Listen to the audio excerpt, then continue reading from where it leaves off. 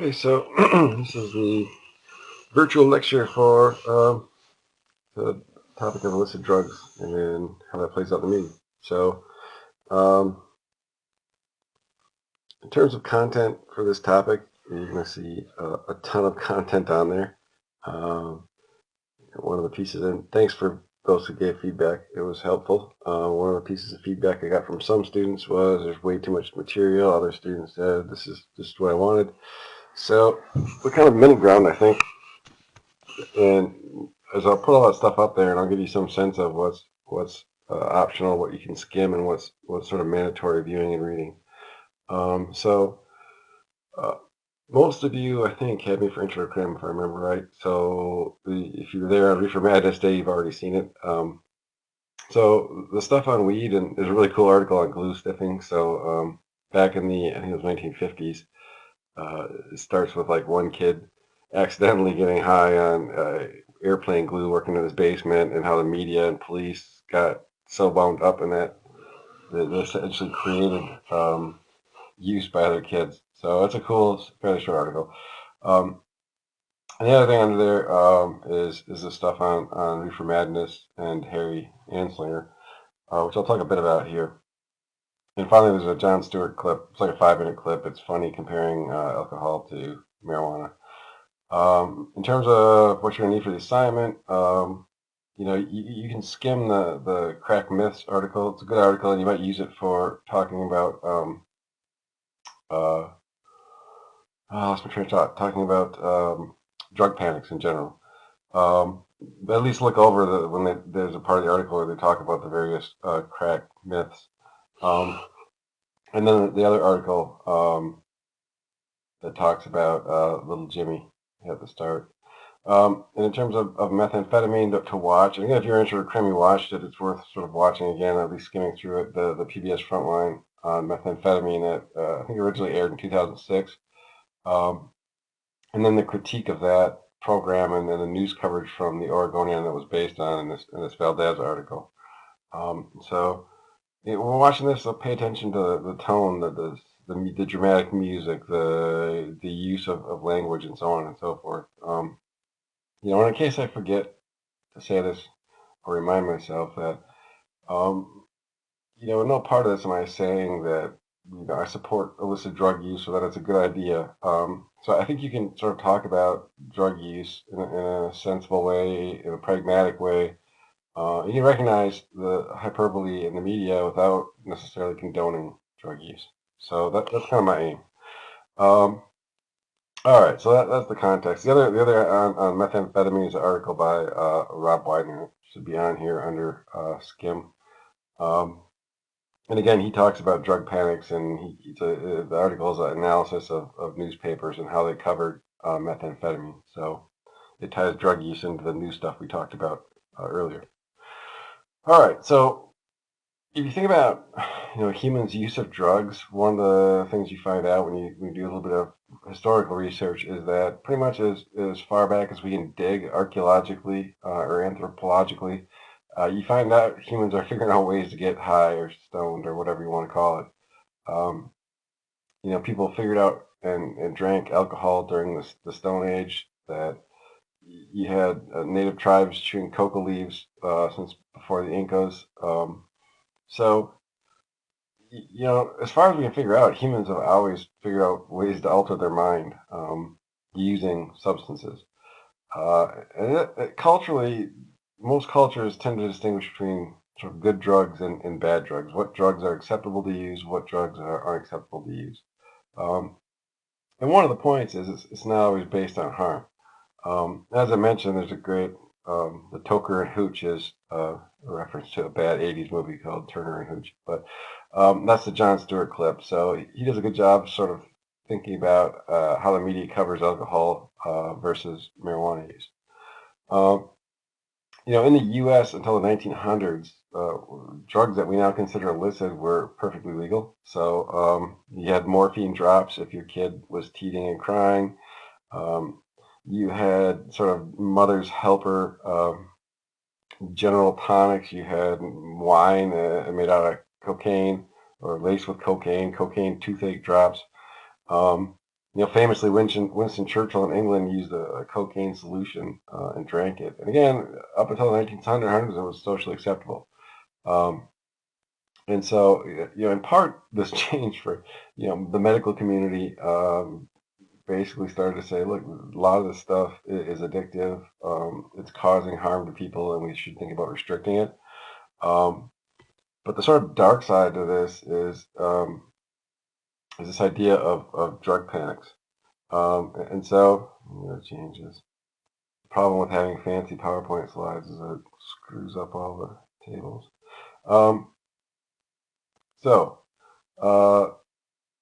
part of our sort of prohibition at times has been a response to these drug panic. And drug panic is essentially just a specialized form of moral panic, which we talked about before. So, how does a drug panic unfold? It almost it's eerily similar if you go back in time. We'll talk about a few examples, but central to this for our class is this media and the spread of claims of this rapid spread of drug use and abuse. So,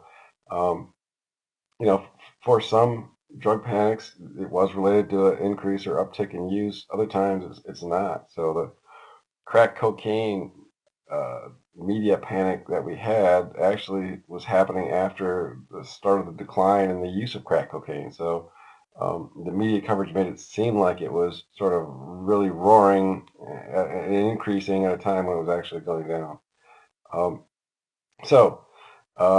Media will often use terms like epidemic or plague or some such thing to emphasize how widespread this drug is and how fast it's increasing. In the U.S., the drug use has been part of the panic, and movements against drugs has been tied to quote unquote dangerous populations. So, you think marijuana use. The first panic in the 20s was tied to Mexican immigrants, opium, Chinese laborers working on the railroad, marijuana again, blacks, hippies. The tendency is to sort of tie this drug to a dangerous population as a way to sort of scare the average person. Another common theme in drug panics is that the worst case scenarios are sort of portrayed by the media as typically happen to a person who uses it. So, people who use meth are all portrayed as addicts who develop meth mouth and abuse and abandon their kids and so on and so forth.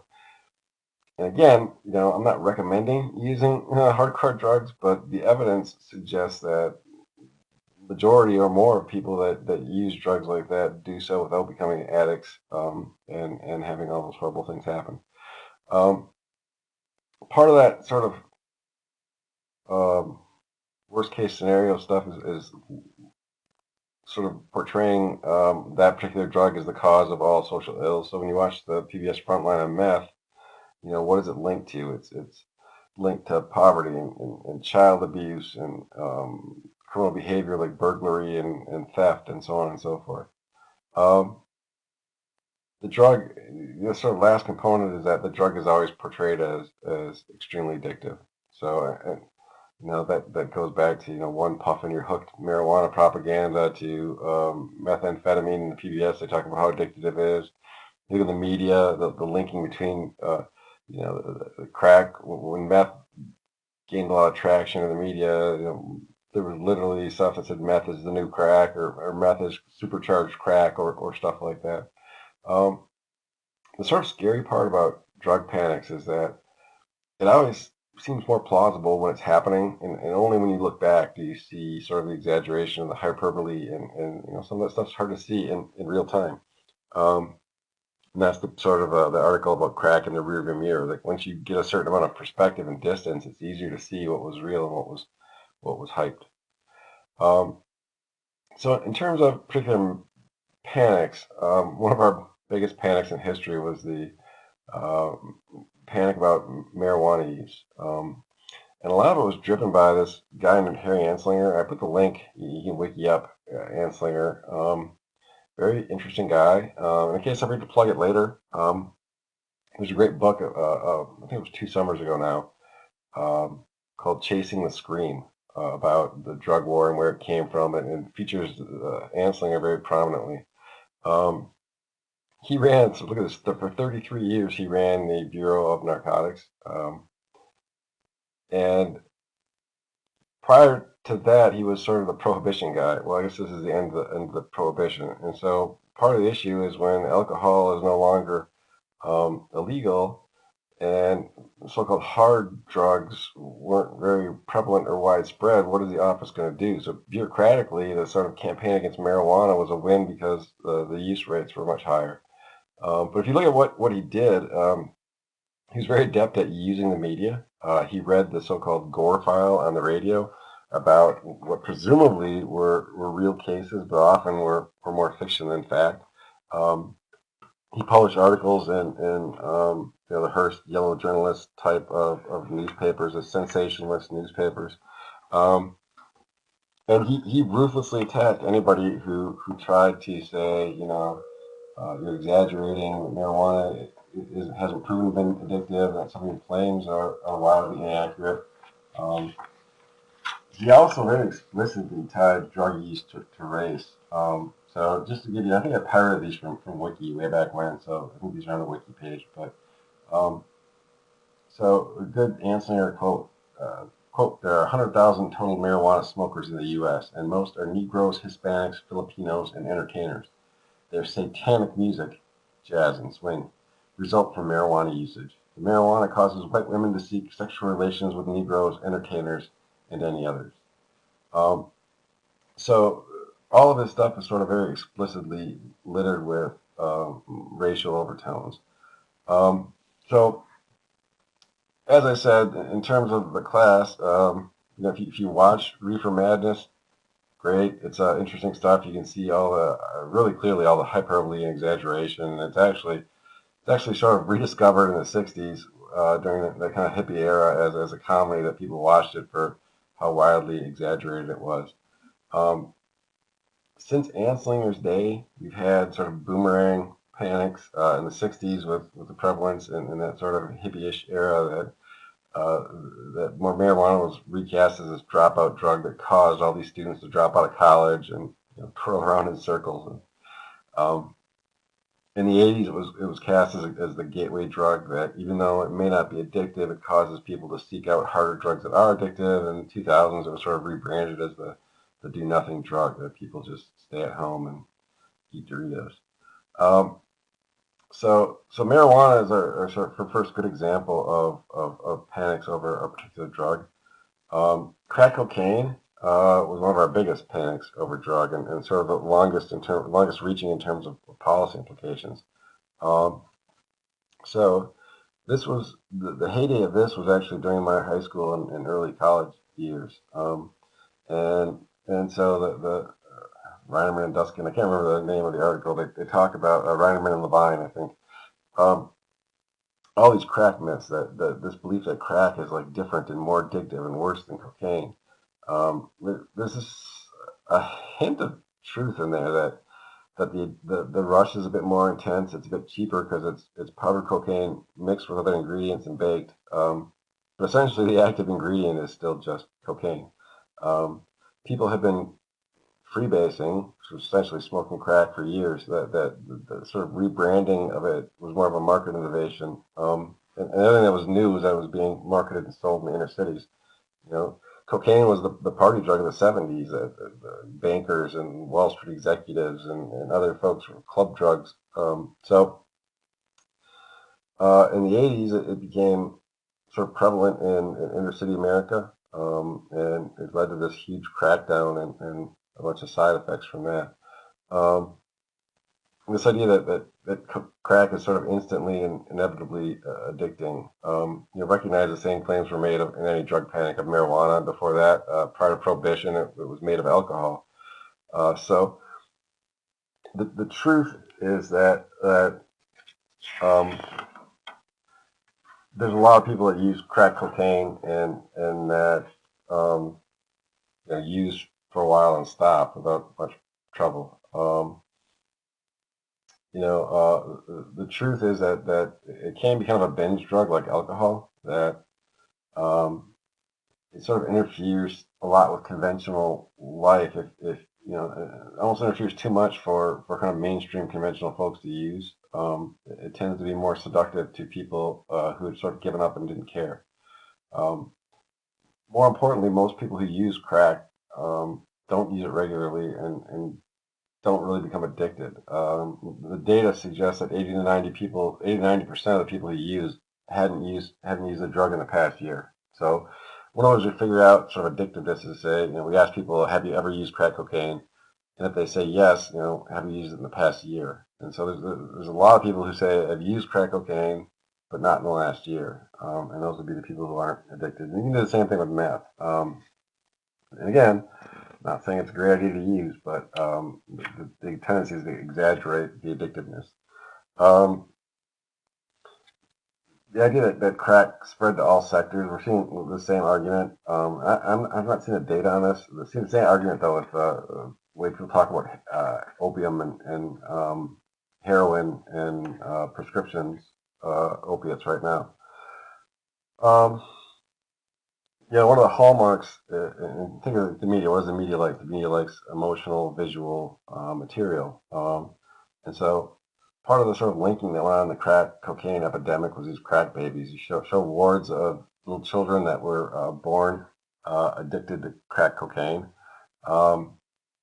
And it takes a little bit for the cocaine to get out of your system, and you have these sort of writhing, screaming kids, and it provides this very powerful visual image. You had, as with the sort of satanic daycare panic, you had social workers, one of them predicted that cocaine would, would grow up to be a 21-year-old with an IQ of perhaps 50, barely able to dress herself. Charles Kruthammer, who's still around, he's a conservative opinion writer, writes columns in the newspaper, said crack cocaines were essentially going to be a new biological underclass. In his words, a cohort of babies is now being born whose future is closed to them from day one. Theirs will be a life of certain suffering, of probable deviance, of permanent inferiority, at best a menial life of severe deprivation, and all this biologically determined from birth. Well, as it turns out, there's not a lot of evidence that crack cocaine has any long-term effects on infants. Certainly it's not a good idea to ingest crack cocaine as a pregnant mother. But the evidence is much more clear for alcohol, that at high doses it causes fetal alcohol syndrome, and even at lower doses it can cause problems with the fetus.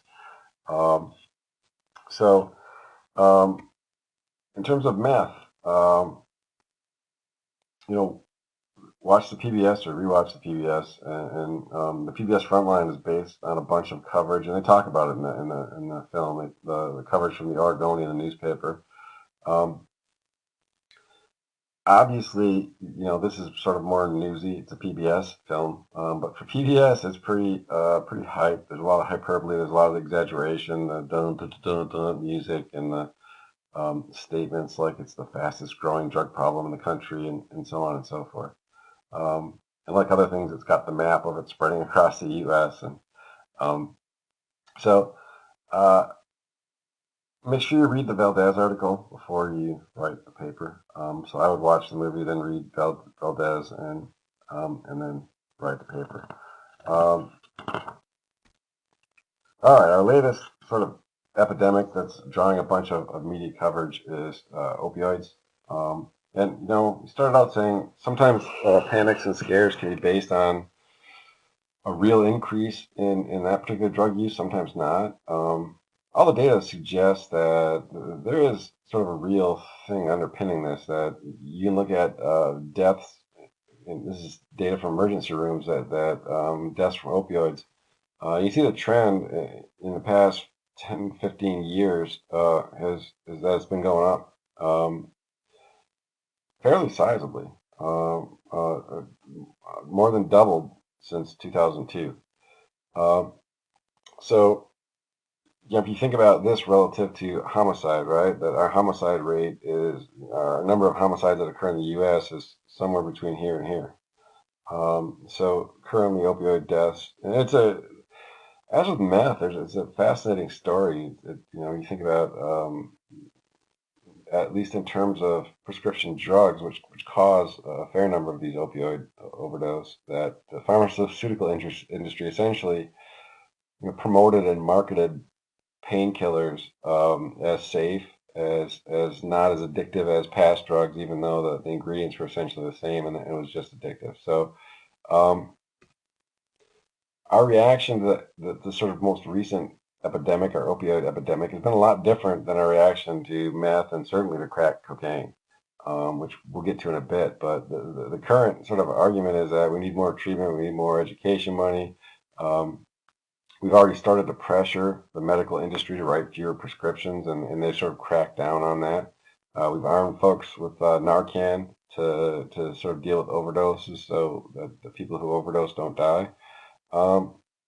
And one of the issues is, how come when it was crack and meth, we sort of threw the police at the problem, and now that it's opioids, we're reacting very differently. And the cynic would say that in part this is because white people and many of them from upper or middle class are the ones dying, and so that sort of dictated a different reaction. All right, so thinking about it, we're talking about drug policy and the drug war and all that stuff, but there's sort of three ways that drugs are related to crime. Most obvious is that they're defined as crimes. So if you possess or sell marijuana or cocaine, that in itself is a crime. That's sort of, I don't know, I can't remember. I think one of my old professors said this, that he could make crime go down pretty dramatically just by legalizing drug use, right? So if these things are no longer a crime, drug crime is going to go down. Then there's drug-related offenses. It's the idea that a crackhead or somebody tweaking on meth gets assaultive, and the evidence is less clear about that. Ironically, where it's most clear is with a drug like alcohol that is related to violence and assault. That also includes this drug-related offenses as people commit, and this is hyped up in the PBS film, and it's there is some truth there that people will rob or burgle to feed a drug habit. And finally, that the drugs and crime might be related because they sort of all wrapped up in the same lifestyle. That people who are sort of hanging out in the streets and partying and doing other stuff are likely to be wrapped up with drug use as well, which would suggest that even if you took a particular drug out of the equation, that these are still people who would use other drugs who would still be committing crimes to sort of support their lifestyles. So the point is that the relationship between drugs and crime is fairly complicated and not at all clear. I mean, people are still doing some important research in that area. In particular, this sort of idea that some drug is a gateway. Gateway implies that drug use has a causal effect on future drug use. That because I smoked weed, I become more likely to try, mushrooms, which leads me to heroin, or however you want to sort of track it. And the idea, they are correlated, right? People who smoke weed are more likely to use other drugs, in the same way that people who smoke cigarettes are more likely to smoke weed. But that's correlation. That's not causality. This idea here suggests that they're not gateways per se. It's that people who hang around with folks that are using, who lack self-control, who are sort of in that party lifestyle, they smoke weed and cigarettes and try other drugs.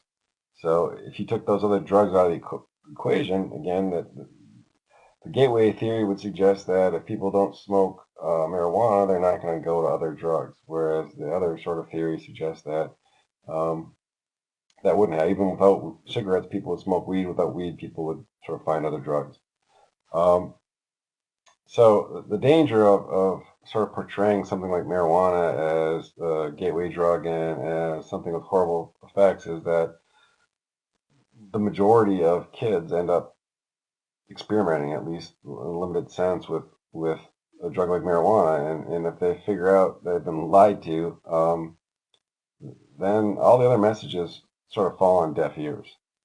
All right, in terms of our reaction to drug use, we started to criminalize drugs right around 1900. And we talked about this already. In the 1960s, the war on drugs, in part, is sort of wrapped up in that Southern strategy and in the conservative Republicans running on this law and order platform. And the problem with that is when you get elected to president, Nixon found it out, Reagan found it out, that a war on crime is sort of impractical for feds. Feds can't do much. Most crimes are state crimes. So other than helping states build prisons, there's not a lot they can do. And so drugs became a stand-in sort of for all crime. And politicians from Nixon on through Clinton sort of emphasized drugs in the media. And again, that beckons us on is this argument that politicians essentially expose this stuff to media, get the media whipped up. The media covers the hell out of some particular drug use, which alarms the public. The public demands action. Politicians say we're giving the public what they wanted. This model is the most obvious in the crack cocaine epidemic. Epidemic is in air quotes. It was never a really popular drug. It was never widely used. It did have use as meth does in small pockets in areas where you saw higher prevalence rates. And so if you look at sort of the American public opinion, I think it was like 1985, about 2% thought illicit drug use was the most pressing problem in the U.S. And within a few years, that figure was up to almost 40%. How'd that happen? Well, the sort of war on drugs rhetoric from politicians garnered attention from the media. The media then sought out, they're like, a night with 2020 on Crack Street, where they followed around a police crew that broke up a crack cocaine house. The coverage of crack babies, the coverage and use of hyperbole and rhetoric, and that got people sort of whipped up into a frenzy. And the proposed solution, right, was that we essentially arrest and incarcerate our way out of it. So the whole idea of a drug war was to increase arrests for drug users and drug dealers, to drive up the cost of the drug, make it out of reach of people, and to interdict as much drugs as you possibly can. I think any rational person would sort of look at the landscape and say that sort of method hasn't been very effective. Anyone interested, there's a good book written, sort of based in science, but written by a news reporter called Chasing the Scream, where it talks about where the drug war came from and what alternatives are, and so on and so forth. At the heyday of the panic over crack cocaine, our president, the first George Bush, gave this very long speech from the desk at the White House, where he had a baggie of crack cocaine on the desk to emphasize how easy it was to get, and made the claim that they bought that in the shadow of the White House, which was true, but the whole story was they had to get the drug dealer and talk him into meeting them right in the shadow of the White House so they could later make that claim. So there is a great deal of politics wrapped up in the war on drugs, especially as it relates to this Southern strategy and this sort of attempt to make law and order a central issue. And law and order became, a war on drugs, the war on crime, the war on drugs. It's worth noting that the drug war and generally when you try to limit any kind of thing that people want, you're going to have negative consequences, right? So when we prohibited alcohol, we gave rise to Al Capone and the violence that surrounded the illegal distribution of alcohol. Similarly, you gotta disentangle when you think about illicit drugs and the negative consequences. You gotta sort of separate what's a result of the drug and what's the result of the drug policy. So our war on drugs has been very costly in terms of prison space. Federal prisons in particular went from like almost no drug offenders to, at the peak, almost 70% of people in federal prison were drug offenders. The population went from white-collar offenders, largely white, middle class or higher, well-educated, to inner-city black people that were distributing crack cocaine. one of the other big effects is that one of the truths in the research about bias in the system is that you see the most bias in terms of race and class. You get a lot more bias for less serious offenses. So when you give police a lot more discretion, you see more bias. So police can't decide to let somebody go for homicide because they look like a nice white kid, but they can do that for something like marijuana or cocaine. They can make the decision to just dump the drugs and not arrest anybody. And so you see the biggest disparities. You know, blacks and whites use marijuana at roughly the same rate, but blacks are over 2 times as likely to get arrested for that use. You also have when you create any black market, as with alcohol, you know, there's violence to control that, right? So the people distributing illicit drugs can't rely on the police. If they get robbed, they have to protect themselves some other way. And so, you know, you have this violence that revolves around any black market that revolves around crack cocaine and methamphetamine and other sorts of stuff. You also have, to the extent that you drive drug use underground, you increase the spread of HIV, and you have some other issues. So, again, you know, what's the alternative? The chasing the scream, and some other countries right now you know, Netherlands has long sort of decriminalized all or most drugs. Portugal used to be a sort of drug warrior country, one of our partners, and because they had exceptionally high HIV rates and a lot of other problems associated with the drug war, they basically made the decision to decriminalize all drug use.